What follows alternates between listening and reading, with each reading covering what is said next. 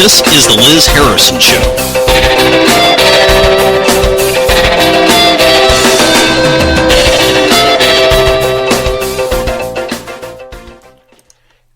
Good afternoon, folks. I'm Liz Harrison. This is the Liz Harrison Show. Thank you for listening to Vigilant Liberty Radio, or if you're catching this on K98talk.com, thanks for listening there. Yes, I am sort of alive. Still severely, still having issues trying to, breathe. Improvement is that I sort of kind of have a voice today. Anyway. Pennsylvania. Gotta love it. 23 degrees. Rumor has it that some people have the opinion that I would do much better in Fort Worth, Texas. I'll have to agree. It's a balmy 69 there right now. That would be much, much better. Just saying. Anyway. Lots of news, theoretically, going on. I gotta love the Obama administration. They make it so easy. Okay, maybe not. We have little battles going on around the world as far as terrorists and captives are concerned. Japan is dealing with one of their issues.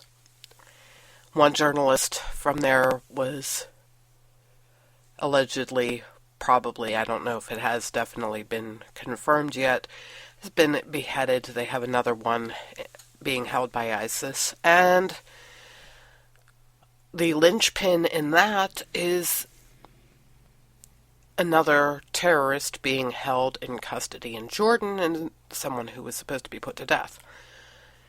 Now, initially, I figured that Jordan was going to say the hell with Japan, but then there was talk about a Jordanian Air Force pilot that has also been taken hostage by ISIS. So, yeah, they're studying the possibility of talks. Now, bear in mind, this is Jordan, not President Obama. So they're not going to empty out their prison and hand people over to ISIS all willy-nilly. No, they're going to give them, or at least they're looking into the possibility of giving them, the person they want, a woman named Sajida al-Rashawi, who is sentenced to death for her involvement in a terrorist attack that resulted in the death of 60 people. And then maybe one another prison inmate. But math is hard. I know. It's really difficult for liberals sometimes. But that means 2 prisoners coming out of Jordan to be given to ISIS in exchange for 2 prisoners. A Japanese journalist and a Jordanian Air Force pilot. Sounds even, right? Yeah. I mean, I'm not saying that it's a great idea to negotiate with these bastards, but if you're even going to consider it, which is all that Jordan is doing at this point, you don't sit there and say, oh, we want our one guy. We're going to give you money and then have that fall through and have the money stolen by the intermediary. And then turn around and go right back to the table again and try to wheel and deal again. And then this time around, take back 1 soldier for 5 terrorists. Oh, and the punchline gets better. I mean, you know I'm referring to Bo Bergdahl here. Remember how Obama was falling all over himself to be nice to his mom and dad at the White House? Remember how they were saying, we have brought home a great hero. The Army investigated him. And lo and behold, guess what? Bergdahl's being charged with desertion. Gotta love this one. Of course, Back in follow-up segment tonight, as you may know, Sergeant Bo Bergdahl, 28 years old, left his unit without permission in Afghanistan in 2009, was captured by the Taliban. Bergdahl was held for 5 years until President Obama traded 5 captured Taliban commanders for the sergeant. Upon coming home, Bergdahl was investigated by the Army. That investigation was concluded in October. Now, almost 3 months later, it is being stonewalled. Joining us now from Washington, Lieutenant Colonel Tony Shaffer, Senior Fellow at the London Center for Policy Research, who has been closely following the story, has some new information tonight. And what is that, Colonel? Bill, the Army has come to its conclusion, and Sergeant Bergdahl, will be charged with desertion. I've been told, I've been confirmed by 2 other sources that his attorney was given what we call a charge sheet. A charge sheet essentially is the results of the investigation listing out the articles of the Uniform Code of Military Justice which have been violated. The key violation is desertion. And this has been done, the decision has been made, and let me be very clear, as a corporate entity, the Army has decided that they want to pursue Bergdahl for this violation. Let me just ask you a series of simple questions. Sure. Bergdahl's attorney a military guy? No, he's not. He's a civilian. He's a civilian guy. By charging Bergdahl with desertion, that means there has to be a trial, right? The next, and this essentially is what the equivalent of a grand jury hearing is, which is what we call an Article 32. And yes, that is the procedure you must go through to go to the court-martial. So it'll be a military trial. All right, Bergdahl will have a military attorney, a civilian attorney if he wants. He'll come in. That's correct. He'll either plead guilty or not guilty to the desertion charge. That's correct. Now, we hear that the White House has been stonewalling this information, that they came to this conclusion a long time ago.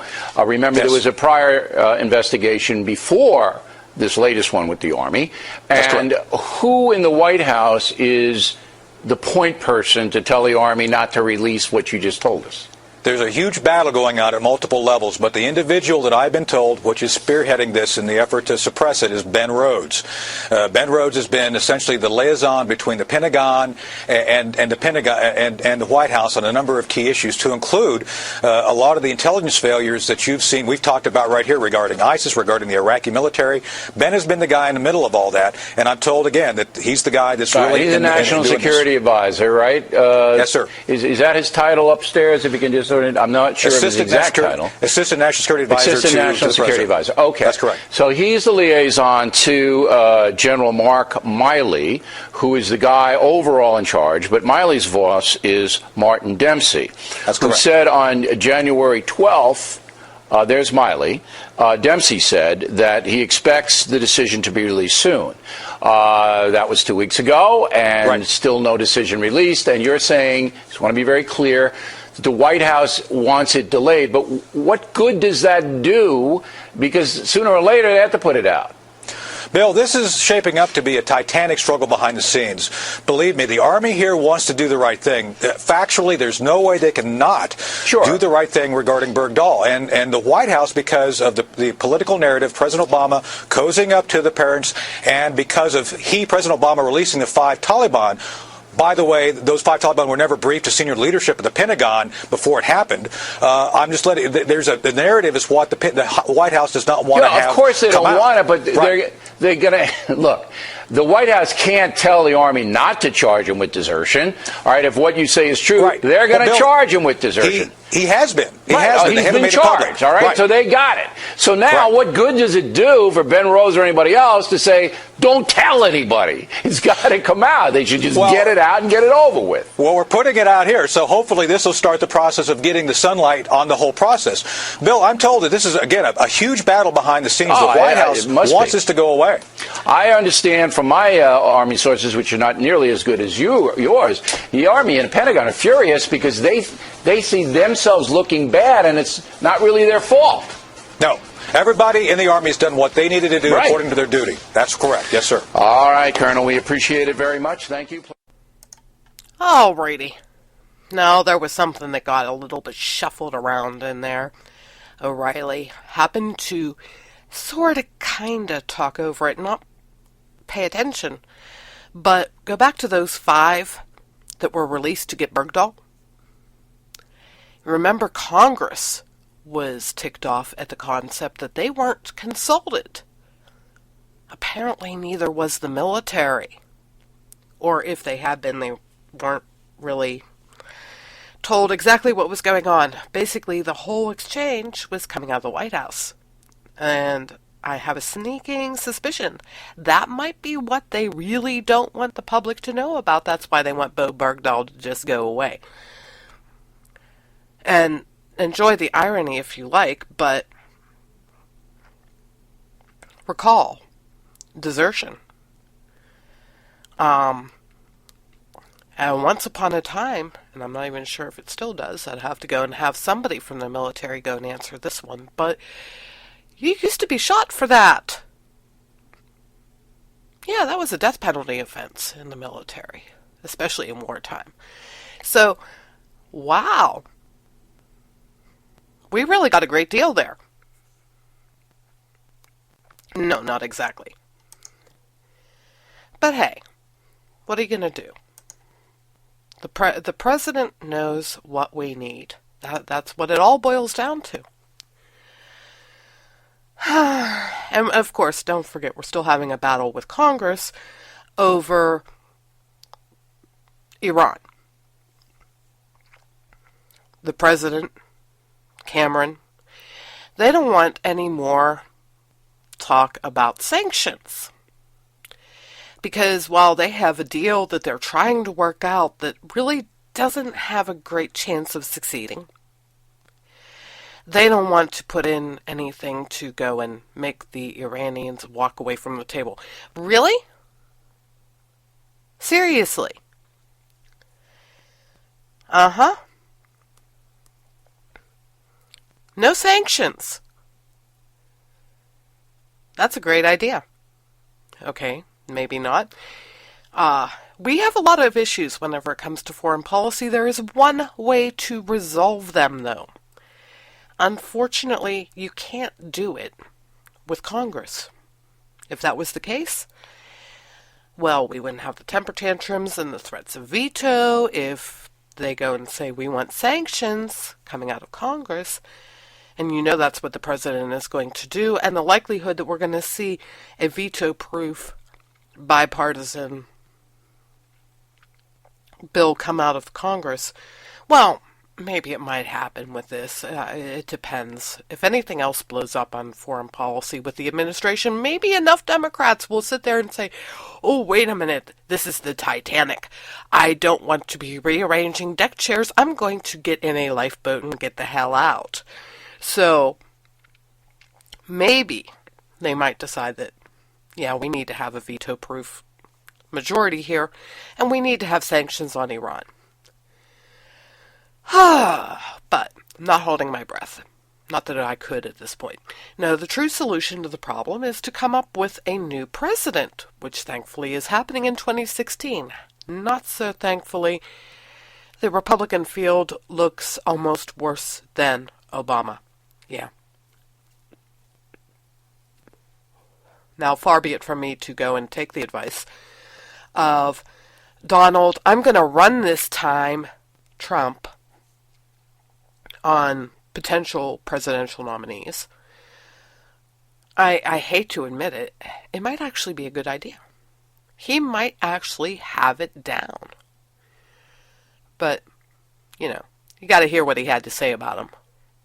Also in Ira, the crowd applauding as 2 potential 2016 presidential candidates got slammed by conservative real estate magnate Donald Trump. First, he blasted former Massachusetts Governor Mitt Romney. It can't be Mitt because Mitt ran and failed. He failed. I mean, I liked him. Look, like him, dislike him, the 47% statement that he made, that's not going away. The Romney care from Massachusetts, not going away. More importantly, he choked. Something happened to him in the last month. He had that election won. And then he gave his opinion on Florida Governor Jeb Bush. The last thing we need is another Bush. Now, he's totally in favor of Common Core. That's a disaster. That's bad. It should be local and all of that. but he's totally in favor of Common Core. He's very, very weak on immigration. Don't forget, remember his statement? They come for love. I say, what? Come for love. He is entertaining Donald Trump. There's I only love watching him, though. I mean, come on, that guy and all of that. I mean, he does what Charlie he speaks his Gasparino heart, does all the time, you where he know? goes, I love the guy, he's great. I mean, he's a liar and he killed his wife. But, you know, other than that, he's a fantastic guy. Can I ask you something? Over the weekend, Jonah Goldberg was on Fox News Sunday, and he said, I cannot believe that anyone takes Trump seriously. He always talks about getting in the race. Why are we giving this man the press? You know why? But I think he's making some good points that I actually agree with. He's making good points, but you know what? I mean, in terms of that crowd especially, he knows his audience. He does that so well with his television show, too. But the one thing that Donald Trump does very, very well is that he dials it down. It didn't take him 15,000 words. Yeah, it didn't take him 15,000 words to say what he had in mind. He said it in very few. Hold on a second. I'm sorry. He got to the point. I'm outnumbered here. Yeah, that's right. Wait, I've never seen anyone control Charlie before. He's really gotten his points out. And so I think people kind of appreciate that. Plus, he's there for the little man on a show. He's always saying, I believe in your dream. I think he's got a lot of fans out there, and that's why people will listen. I like Donald personally. I've known him for a long time. But I think he was incredibly disrespectful to Mitt Romney and Jeb he did Bush. it. I mean, these are honorable guys. These are guys that were successful governors. You know, Mitt Romney didn't choke. He got screwed up by Superstorm Sandy. Maybe he should have ran a little more aggressive at the end. I don't think there was much. And by the way, he got screwed by Chris Christie giving the bear hug to President Obama. And I would just say this. Mitt Romney is an honorable, decent man. So is Jeb Bush. They don't need Donald Trump. Do you think he can win? Oh, I disagree, Charles. Oh, well, so as much as you love him, you wouldn't vote. I wouldn't attack him. Hang on, Jedediah, I was going to say, didn't Mitt Romney choke a little bit in that debate? Choked a lot. I think he choked a lot. And I think he's an honorable, decent guy, but you also have to be unafraid to say he's a terrible candidate. Mitt Romney is not a good candidate. He doesn't connect with people. And Trump is saying all the right things. He's talking about Common Core and immigration when it comes to Jeb Bush. These are the things conservatives talk about all the time. And when he's talking about Romney, he's saying he had a chance and he didn't connect with voters. It doesn't matter how great your policy is. If you cannot connect with voters and get them to believe that you have their back and you care about them, you don't win. And Mitt Romney proves that over and over again. He used ad hominems. It was like He's telling the truth. It was ridiculous. Yeah. Trump is a showman and a fantastic TV star, and he always will be. And once again, he was great on TV. We should not be. We gotta go, guys. Yes, I'm available. And at least if Romney gets in, he can keep Bush honest. That's what I was thinking. Okay. Decent, honorable men running for the presidency. Please stop. We don't need, and I hate saying this, I really do, but we don't need decent and honorable men. At least not in the sense that Romney and Bush are. Because great governors, fine. Legacy name, not so great. Tried before and failed, definitely not so great. But even beyond all of that, you have to ask yourself a very important question. Because beyond the economy, beyond anything that we have going on here that we have to rip apart because, you know, like Obamacare, failed economic policies, etc., etc., you know that Romney would be a damn good person to help with some of those home front issues. And maybe Jeb Bush would, but I'm not even sure about that. But do you picture either one of these men standing toe-to-toe with Putin, with Iran, with ISIS, with Bashar al-Assad? We could go on. Yemen. How would they deal with any of this? Seriously. We need a hard-ass bastard. We really do. I would be saying, yeah, and I know I'll get hurt for even suggesting this, and I'm only saying this name because of the military background. Colin Powell. That's my point. We need a military man in. And I don't mean somebody who just was in because they had to be. I don't mean National Guard. I don't mean anything like that. No. I mean Petraeus. Which, of course, this administration is trying really hard to destroy him. Why do you think that is? Of course there was talk of whispers and rumors. Wouldn't he make a great president? Hell yes! On the foreign policy. Yes, I know we have a lot of domestic issues to deal with. But, regardless of his issues personally, which I'm not even sure how big of an issue they were. I mean, they talk about top secret clearance existing for both him and the woman that he had been sleeping with.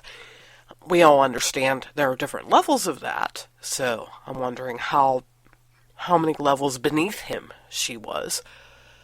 But, hey, a military man, a military leader, a great military leader, typically is smart enough to realize what their shortcomings are, and they tend to find people to help them fill those gaps. So, and they don't pick garbage either. They pick good people. Primarily because, in the Pentagon, how many people who are really experts in their field that get tapped by the Pentagon to go and help them out? How many actually sit there and tell you, go fly a kite? I mean, even if they're opposed to war, military actions, or the military in general, you've got some heavy-duty power involved there. You don't just sit there and say, go away, I'm not going to help you. Because you'd have to worry about the, consequences for that. That's not necessarily smart. So, yeah, we need someone who would be really strong on foreign policy. That's a given. Ex-military would be great. Unfortunately, we really don't have that on deck at the moment. I know there are a lot of people who are talking Rand Paul. And yeah, I'll give him some kudos. He's sponsoring a bill right now that would curtail the powers of the presidency. He has 31 co-sponsors, unlike some of his other stuff.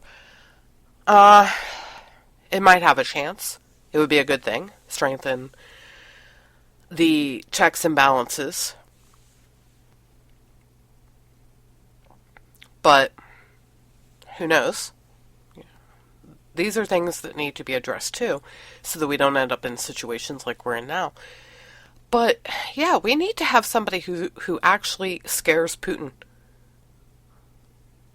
Need to scare him. So, do we picture Jeb Bush scaring him? Or Mitt Romney? No. Nice guys. Honorable guys. Don't want nice or honorable. Petraeus actually went up in my estimation because of the affair.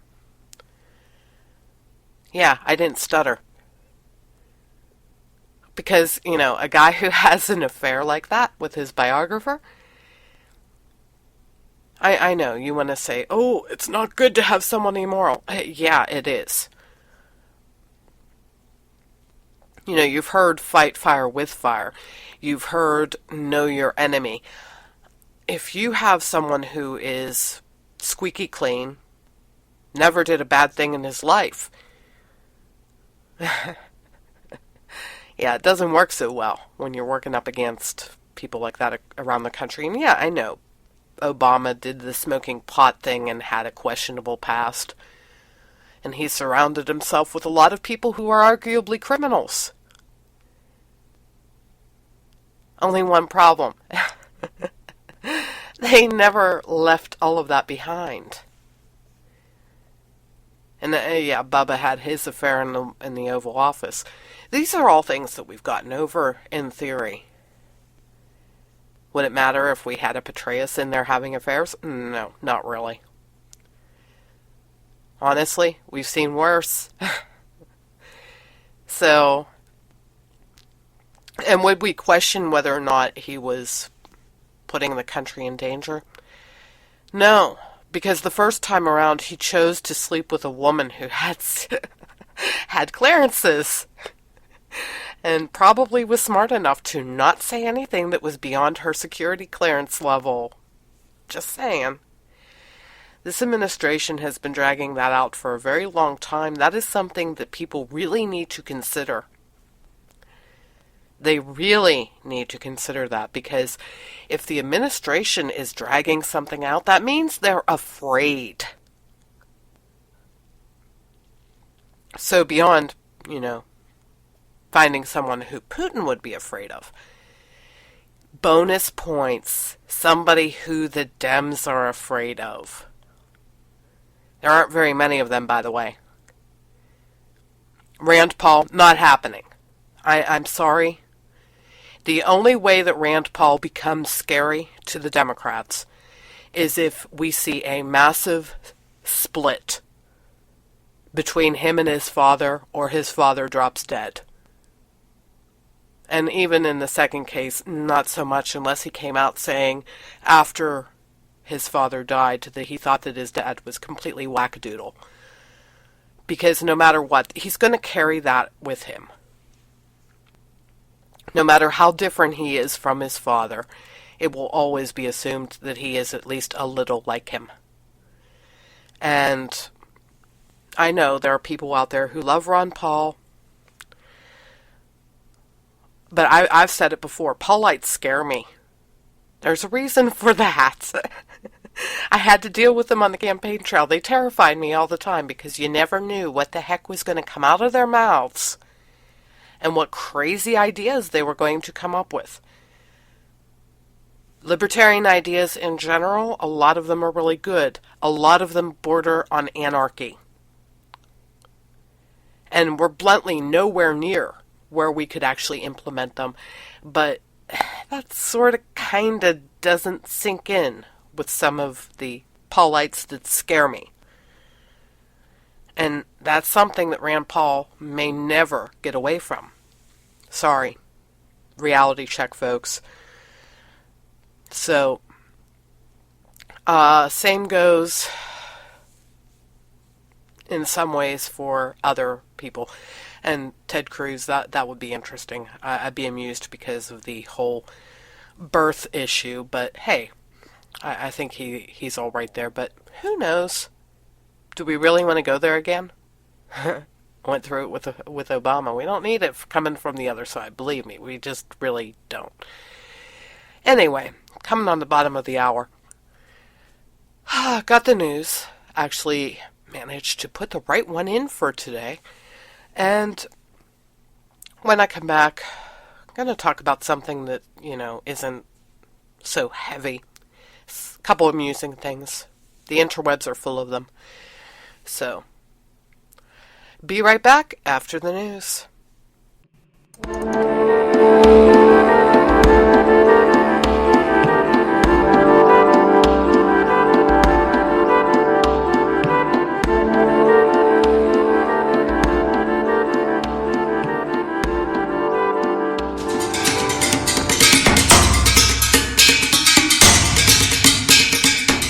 This is Vigilant Liberty Radio News from Independent Journal Review for January 27th. With Winter Storm Juno slamming New York and much of the northeast coast, New York Mayor Bill de Blasio warned city residents to, quote, prepare for something worse than we have seen before. The warning and forecasted blizzard sent New Yorkers to the stores, and pictures on social media show long lines outside grocery stores and bare shelves inside. Heavy winds and snow are forecasted to last through Tuesday, and New York Governor Andrew Cuomo announced all public transit would be shut down Monday night and city roads closed to non-emergency vehicles. President Obama has often boasted of the job growth America has seen on his watch, and during the State of the Union address, Obama talked about 11 million jobs created, a claim that isn't entirely true, in the past 6 years. Now, research shows that 100% of the job growth in America over the last 8 years is thanks to the state of Texas. Texas is responsible for the 1.169 million net increase in total U.S. employment. The other 49 states and the District of Columbia have 275,000 fewer jobs than at the start of the recession 7 years ago. Texas job growth is booming, and one city, Houston, saw more job growth than the entire state of California over the same period of time. The Obama administration has released Ali Saleh Mohammed Khallah Al-Mari from a Colorado prison. Al-Mari has ties to Al-Qaeda and the 9/11 mastermind Khalid Sheikh Mohammed. On January 16th, hours after his release, Al-Mari was escorted by ICE agents to Denver International Airport for a flight to Doha, Qatar. In 2003, Al-Mari was declared an enemy combatant by the Bush administration, and he was charged with providing material support or resources to Mohammed and other Al-Qaeda operatives. In 2009, the Obama administration ordered a review of Al-Mari's detention in the Naval Brig, and Al-Mari pled guilty to a charge of criminal conspiracy, receiving a 15-year sentence in federal prison. A judge then sentenced him to 100 months in prison, and Al-Mari was released early for good behavior, having served roughly 87% of his sentence. New Jersey Governor Chris Christie has launched a political action committee in what is likely a first step for a 2016 presidential run. The PAC, Leadership Matters for America, emphasizes middle-class families and the importance of leadership. Christie also announced he will visit London in the coming weeks, an uncommon move for a U.S. governor, and another possible sign Christie intends to seek the Republican nomination. Christie would join Jeb Bush, Mitt Romney, and Senators Marco Rubio and Rand Paul in the pool of 2016 Republican candidates. This has been Amy Curtis with your Vigilant Liberty Radio News from Independent Journal Review for January 27th.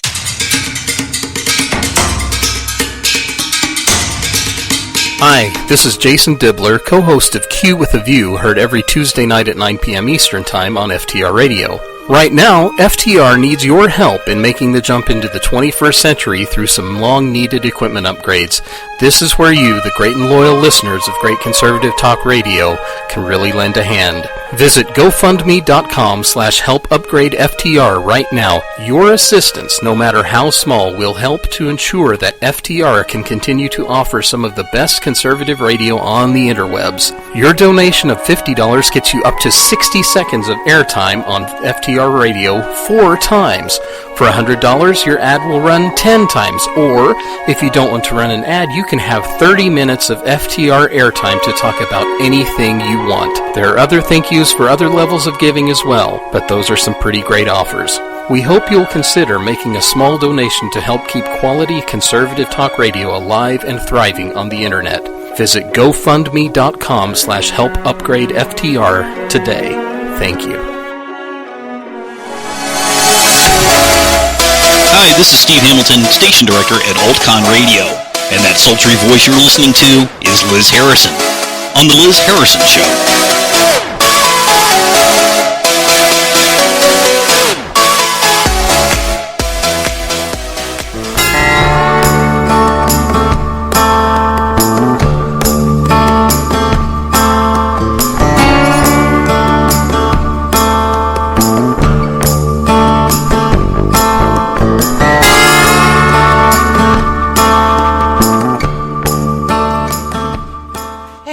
We're back.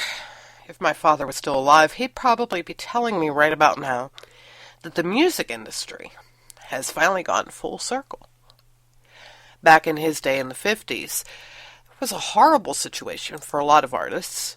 We've all heard stories about musicians back then that ended up with really nasty contracts, didn't end up with the royalties to the music that they performed or wrote, bilked at every turn by questionable agents. Seems we're coming back to that. I mean, of course, there was the argument before, or, well, not really argument. Taylor Swift got annoyed with Spotify for paying a pittance for her music, so she left, took her ball and went home. Well, now, the winner of American Idol from a couple years back, Philip Phillips. Remember him? He's suing over his Idol contract. I'm actually happy to see it, because it didn't occur to me. I thought that, the contracts all happen once you win. No, no, no, no, no. These people end up signing contracts before they win. Yeah. So, because, hey, we all know this, the general public. The goal is to win the American Idol. We knew that there must be some sort of contract going on with the top 10 because they go on tour. But apparently it goes beyond that. So, he won the 11th season in 2012. But now he is upset because they keep on sending him to do things without pay. Presumably to help their advertisers like JetBlue. So he's saying they're not acting in good faith. So he's trying to get out of it. Oh, and when he released an album, he didn't know about what the title was until it came out. Gotta love that. Gotta love that.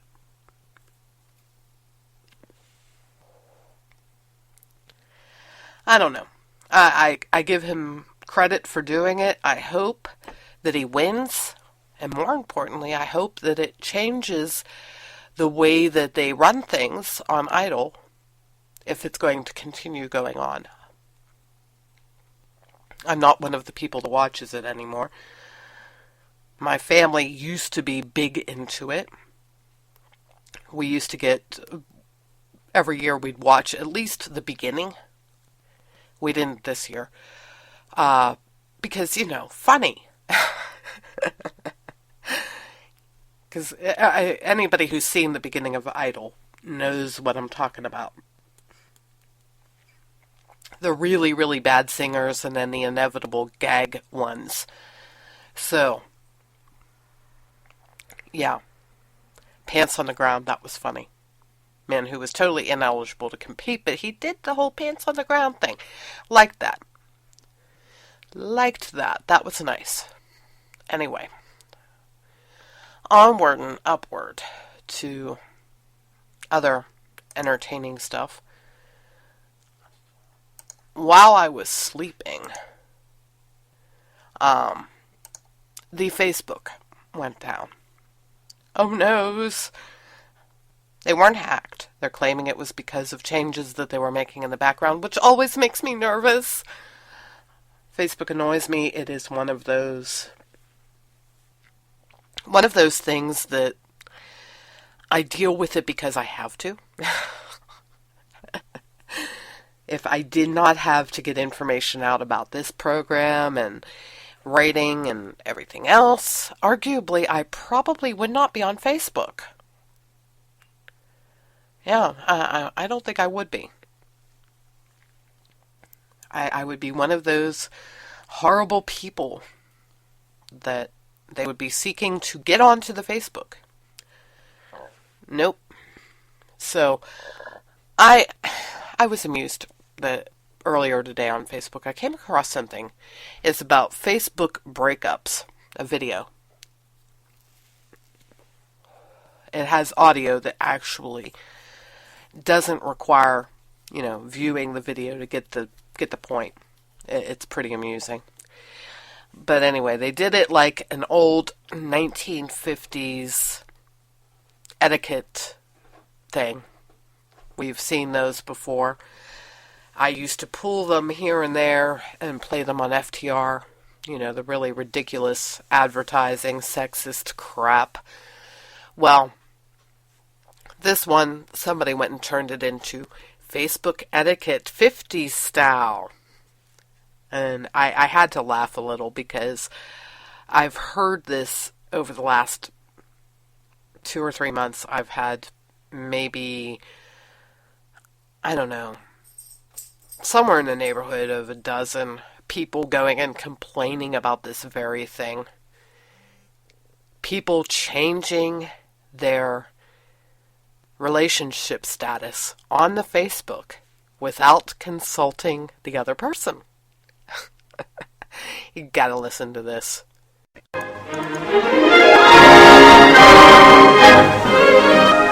Meet Alice.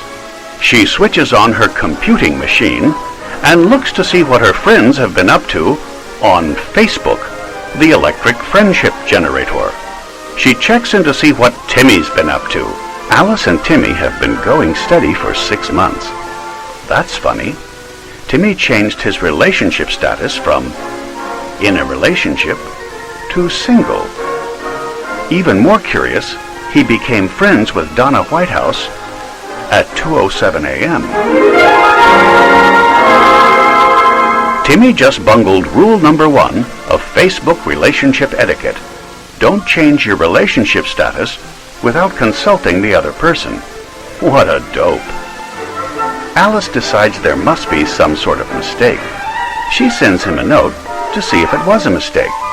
Alice waits, and waits, and waits. Alice is tired of waiting, so she decides to stick it to Timmy. She uploads and tags a few embarrassing photographs of Timmy. Alice just broke Facebook relationship etiquette rule number 2. Don't post embarrassing photographs of other people. Shame on you, Alice. It's okay, Alice. We all make mistakes. It looks like Timmy has posted some messages on Alice's wall. I can't believe you posted those photos of me. By the way, it was just a regular rash. TMI, Timmy, you've just broken Facebook relationship etiquette rule number 3. Be discreet when posting messages on another person's wall. Alice removes Timmy's posts and tries to move on with her life. That's interesting. Timmy has been very busy on Facebook making friends with all of Alice's friends. Who would want to be pals with a grody jody like Timmy? He has violated Facebook relationship rule number 4. Don't steal other people's friends. Cool it, Alice. No one's going to date you if you get frown lines. Alice is fed up, so she creates a group called Timmy Gordon's A Real Wet Blanket. According to the group's description, Timmy cries over spilled milk. Timmy wets the bed. And Timmy is a communist. Be careful, Alice. This is clearly in violation of Facebook relationship rule number 5. Don't start hate groups. What did I tell you, Alice? All of this could have been avoided by following the simple rules of Facebook etiquette. Have good Facebook manners, and the electric friendship generator will be more fun for everyone. Ah, gotta love that. At the end, what they didn't say out loud was that poor Timmy got arrested for un-American actions.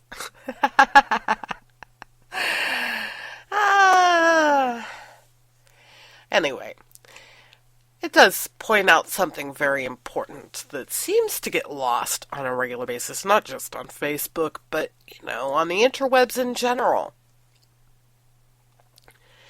I really have learned to despise the rumor mongering. It was bad enough when it was the water cooler. Now the water cooler has gone worldwide. This is not an improvement. No. And with the lovely invention, theoretically, by Arianna Huffington and probably Andrew Breitbart of citizen journalism, you have people going around acting like rumors are news. Of course, this is like dream come true for the National Enquirer. Watch out, folks. There are always unintended consequences for your actions. Yes. I mean, beyond the whole glass houses deal. You go out and do this sort of thing, and somebody will eventually get annoyed enough to look into you. Otherwise, failing that,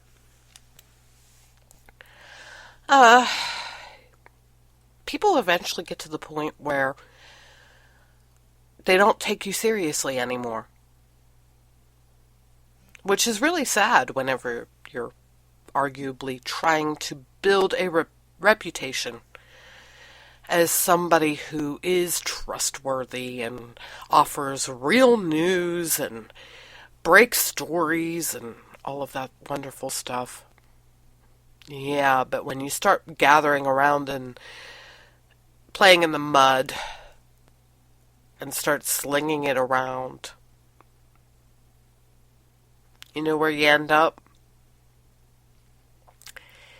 The same place that politicians do when they run really dirty campaigns and don't win.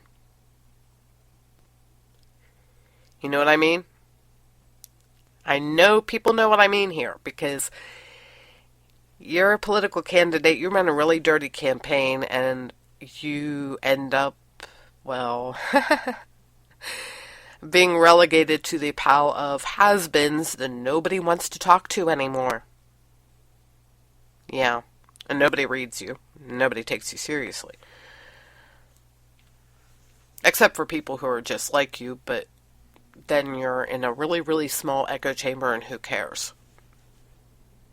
So, yeah, I'm getting tired of it, but I'm not the only one. There are a lot of other people that are too. The people that aren't, think about it. Think about it. Because I've basically figured out one thing. You get popular in this world, people want to knock you down. You know, playing king of the hill. So, you're going along, happy as could be, gain popularity, and then boom, somebody tries to knock you down. And it's usually with stuff like this. But while you were going your way up, you found it amusing when it happened to other people. It's only funny until it happens to you. Just saying. So, maybe they need to add that to the Facebook etiquette thing. If they didn't have it hidden in there somewhere anyway. You know, don't say nasty things. Well, yeah, I guess the whole hate group thing was an indicator. You don't do that. But, yeah. You don't laugh at other people's expense, because eventually they'll be laughing at you. Just saying. And speaking of that sort of thing, petty, childish, stupid behavior. Thank you, hat tip to WDVE here in Pittsburgh. Because, you know, I like those guys. Occasionally I get a chance to go to their website, and today was one of those days. They had a story about a man, came out of New York, the state, not the city. He decided that he was going to knock down his wife's house. No joke. Didn't tell her. Here's the story. The husband, James Ryan, tells me he doesn't think that knocking down his house without telling his wife is, quote, that big a deal. But neighbors say it was a big deal when his wife came here to the scene and saw that her house, the house she bought 10 years ago, was gone. Diane Andrushak drove up to find her home at 11 Woodland Avenue reduced to rubble. She was very upset. She came and she was in the middle of the road screaming about her house, what happened to her house. The man driving the bulldozer that razed her home in Middletown yesterday was Diane's own husband, 48-year-old James Ryan. But why not wait and let her get her things out? I tried calling her. She didn't answer the phone. But she only got 1 day's notice? How many days should I give her? Middletown police say Ryan didn't notify anyone and didn't have the gas or water shut off, causing a potentially dangerous situation. He's charged with criminal mischief. Neighbors say the home had fallen into disrepair, but it was demolished with Ryan's wife's furniture, clothing, and personal papers still inside. Now everything's piled in 2 dumpsters. She's very upset. She had a lot of personal things in her house that, it was like no warning. Ryan says he and his wife moved out weeks ago. He adds that the home's foundation was so badly damaged it had to be knocked down. Do you think you did anything wrong? No. No, I didn't do nothing wrong. The house had to come down. That's it. Most people get permits before they tear a house down. I'm working on it. We made multiple attempts to reach Ryan's wife to get her side of the story, but we were unable to contact her. As for Ryan, he's free on $300 bail and will be back in court on January 30th. In Middletown, New York, I'm Jen Maxfield, News 4 New York. Wow. All I could say is, that guy's lucky that his wife isn't like me. He wouldn't be getting $300 bail. He'd be lucky if he made it anywhere without me doing something that would, result in him not being anywhere anymore. Just saying. No, I'm not making death threats against anyone. Just saying that if I hypothetically had someone who was that stupid in my life, yeah. Ladies, be careful. You could be dealing with a jerk like that. Which goes back to the crazy Facebook stuff, I guess. He just did it in real life, not on the Facebook relationship status. I can't even wrap my mind around that one. 1 day's notice, and it's her property, and he ends up with a BS charge and is out on $300 bail. Really? Now, I'm going to venture a guess here. The state doesn't have much of an interest in going after him. And I guess that the statute in question doesn't take into account the real value of what was destroyed. Their only real concern, I suppose, was the water and gas line thing, because he could have made the neighborhood go boom. That would have been bad. But talk about like War of the Roses here. The movie. Husband and wife trying to kill each other. Yeah. Somehow I think that might not be the last time that couple makes it into the news in Middletown, New York. Just saying. Have a sneaking suspicion we're going to see something else from them. But, hey, that does illustrate what I was saying.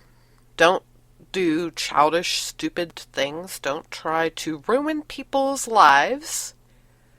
It will come back on you. Karma can be very nasty. And yeah, I'm skirting around somebody, and a few people might know who I'm talking about here, but I'm not going to go there yet. You know, I'm being a good girl. Also, I'm relatively still sick and haven't had a chance to read everything that I should, but yeah, this goes back to people who decide that it's a good idea to mess with people's personal lives and not necessarily have all the right information. Research is important. Fact-checking is important. Just saying. Anyway, it's getting to be about that time, and I am tired. I hate this, you know, it's... Illness sucks, but coming up at 2 o'clock is the Right Mics. They'll be on the airwaves. Hopefully they're in better health than me. And tonight, on the airwaves, we've got the Roundtable of Extreme Liberty. Crystal Schoonveld is joining Ellen Bordius, of course. And that will be about it for this evening. Tomorrow, I'm back here, and of course the right mics are too. Wednesday we've got Liberty Unfiltered and Modern Comments with the Vigilant Liberty Radio news person, Amy Curtis. And 11 o'clock, The Right War simulcast with FTR. And I still don't know who will be on the airwaves then. But of course, that's not new or different from any other week. We'll just have to find out. If nothing else, you'll be treated to me trying to either A, not fall asleep, or B, not torture my co-host Taylor too much. 6 of one, half dozen the other. Anyway, have a good afternoon, folks. Hopefully you'll tune in for the right mics at 2 and this evening for the Roundtable of Extreme Liberty. I'm out of here.